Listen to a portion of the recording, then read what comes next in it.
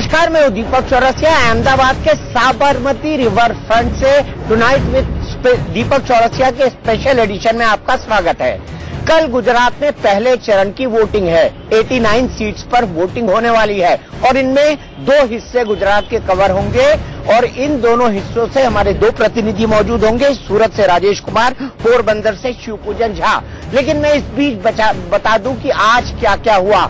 आज प्रधानमंत्री मोदी ने और राहुल गांधी ने जबरदस्त प्रचार किया उन इलाकों में जहां पर दूसरे चरण के मतदान होने हैं। यहाँ पर चुनाव का माहौल लगातार गुजरात में गर्म होता जा रहा है क्योंकि चुनाव अब अपने पीक पर है और दोनों ही पार्टियों ने अपनी पूरी ताकत झोंक दी है। आज जब मैंने अहमदाबाद में देखा तो अहमदाबाद और गांधीनगर में कांग्रेस और बीजेपी ने बड़े बड़े सेंटर्स बनाए हैं, अपने दफ्तरों को रिनोवेट किया है, यहाँ पे वॉर रूम्स बनाए हैं। यहाँ पर हर आधुनिक संसाधन के साथ चुनाव पर नजर रखी जा रही है, चाहे वो सोशल मीडिया हो, चाहे वो टीवी हो, चाहे वो अखबार हो। किसी भी तरह की घटना हो, किसी भी तरह की न्यूज हो, उस पर नजर रखी जा रही है और लोगों को ये लग रहा है कि अब ये चुनाव भी परसेप्शन पर ही लड़े जाएंगे।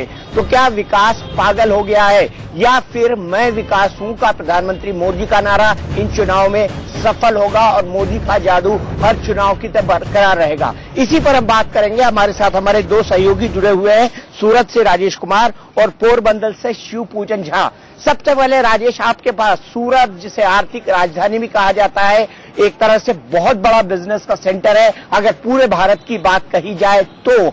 आप बताइए, सूरत में जहां पर भारतीय जनता पार्टी का गढ़ है लेकिन उस इलाकों में पाटीदारों की भी अच्छी पैठ है। इन दो विपरीत परिस्थितियों के बीच भारतीय जनता पार्टी क्या करते हुए दिखाई दे रही है? वहां पर लोगों में किस तरह का निराशा है या किस तरह का उत्साह है?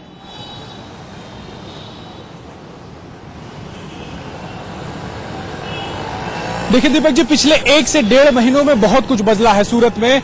अगर आप 1 महीने पहले सूरत आए होते, जो व्यापारी वर्ग था वो जीएसटी और नोटबंदी को लेकर बीजेपी से, भारतीय जनता पार्टी से काफी खफा दिख रहा था। लेकिन इन 1-1.5 महीनों में एक बड़ा वर्ग जो है व्यापारियों का, वो अब ये सोचने लगा है कि बीजेपी ने हमें सुरक्षा दी है। तो कहीं ना कहीं ये एक माहौल बदला है। लेकिन सबसे अहम बात जो पिछले 2 सालों में सूरत में बदली है वो ये है कि पाटीदार आंदोलन से जो गुजरात की राजनीति है उस पर खासा असर पड़ा और वो आंदोलन यहीं से शुरू हुआ था। यही वजह है कि बीजेपी, जिसका गढ़ रहा है सूरत, 12 की 12 सीटें जो सूरत शहर की अगर बात करें तो उस पर भारतीय जनता पार्टी का कब्जा था। उसमें से 6 से 7 सीटें ऐसी हैं जिस पर बीजेपी के पसीने छूट रहे हैं, जिनमें पाटीदार वोटर्स जो हैं, जिनकी संख्या जो है वो बहुत ज्यादा है। किसी इलाके में अगर वराछा की बात करें, कामरेज की बात करें, कतरगाम की बात करें या ओलपाट की बात करें, इन सब विधानसभा क्षेत्रों में बीजेपी पहले आंख मूंद कर ये सोचती थी कि वो जीतेगी। लेकिन इस बार कैंडिडेट तक देने में बीजेपी इंतजार करती रही कि पहले कांग्रेस कैंडिडेट दे तब बीजेपी कैंडिडेट देगी।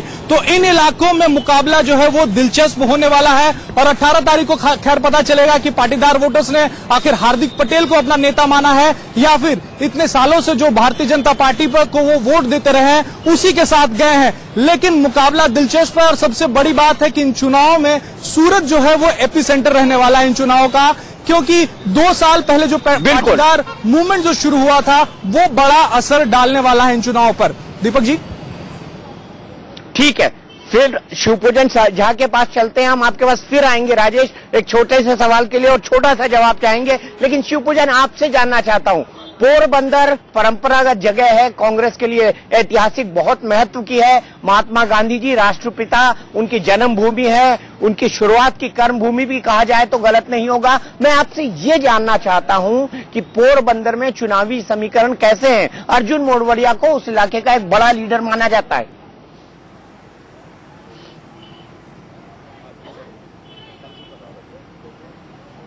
निश्चित रूप में अर्जुन जी को बहुत बड़ा एक नेता माना जाता है। लेकिन बचपन से एक कविता मैंने पढ़ रखी थी दीपक जी। पोरबंदर गुजरात प्रांत में एक ऋषि ने जन्म लिया था, मोहनदास करमचंद गांधी, जिनको सबने नाम दिया था। हमने इस चुनाव में देखा कि किस तरीके से गुजरात का चुनाव दूसरे चुनाव से, जो पहले चुनाव हुए उससे किस तरीके से भिन्न हुआ, किस तरीके से नॉर्थ इंडिया की पॉलिटिक्स पूरी तरीके से हावी हुई यहाँ पर। इस बार गुजरात में किस तरीके से कास्ट बेस्ड पॉलिटिक्स और जिस तरीके से राजनीति का स्तर बहुत नीचे आया, यहां तक कि किसी को नीच बताया गया, कोई जनेऊ कह रहा है, ये तमाम मुद्दे यहां पर बहुत जबरदस्त तरीके से हावी हुए। और जो गांधीवादी विचारधारा थी उसे पूरी तरीके से पोरबंदर के इलाके में ही नहीं बल्कि पूरे गुजरात में हमने देखा कि उसे दरकिनार कर दिया गया। एक अहम बात और है, चूंकि ये पोर्ट टाउन है, बिल्कुल सटा हुआ है और ओखली का कहर एक तरीके से लोगों को सता रहा था, डरा रहा था। हम उम्मीद कर रहे हैं कि इस दौरान, चूंकि ओखली का कहर अभी भी ये लोगों के मन में समाया हुआ है, तो हम उम्मीद कर रहे हैं कि बड़ी संख्या में मछुआरे जो अमूमन महरूम होते थे, वो वोट नहीं करते थे, वो वोट करेंगे। उनका वोट निर्णायक हो सकता है। 12 ऐसी सीटें पहली फेज में जा रही हैं जो बहुत निर्णायक हो सकती हैं। उन 12 सीटों पर ये जो है ये काफी निर्णायक भूमिका निभाते हैं। तमाम मुद्दे उनकी चर्चा की, हम स्थानीय लोगों से हमने बात की, स्थानीय लोग विकास की बात करते हैं, लेकिन कहीं न कहीं आहत दिखते हैं जब किसी को नीचा बताया जाता है या किसी को जरूरत आन पड़ती है कि जनेऊ वो डिस्प्ले किया जाए। दीपक। बिल्कुल ठीक शिवपूजन, तो वाकई ऐसे मुद्दे भी गुजरात चुनाव में हारी है, चाहे जनेव दारू हिंदू हो या ना हो, या फिर नीच जाति का या नीच प्रवृत्ति की बात कही जाए, जिसके लिए मणिशंकर अय्यर ने जो बकायदा माफी मांगी और उन्हें कांग्रेस से सस्पेंड किया गया। साथ ही तीसरा मुद्दा जो खासा चर्चा में आया वो ये आया कि कपिल सिब्बल ने राम मंदिर को लेकर कह दिया कि 2019 तक इसकी कोई सुनवाई ना हो। इन तीन, विकास के अलावा इन तीन मुद्दों की गूंज भी बहुत ज्यादा सुनाई दी है इन चुनाव के अंदर। चलते चलते एक आखिरी सवाल छोटा सा राजेश आपसे जानना चाहता हूं। आप लगभग 1 महीने से लगातार गुजरात आ जा रहे हैं, मुझे ये बताइए, कुछ लोग ऐसे भी हैं जो इतने विक्षुब्ध हो चुके हैं कि मतदान न करें या अपने वोट की जगह नोटा का इस्तेमाल कर ले। एक पॉलिटिकल एनालिस्ट मुझे आज लगातार कह रहे थे कि इस बार ऐसे लोगों की संख्या ज्यादा है और लोग शायद वोटिंग बूथ पर टर्न आउट ही ना हो। क्या ऐसी कोई संभावना आपको दिखाई दे रही है सूरत के अंदर?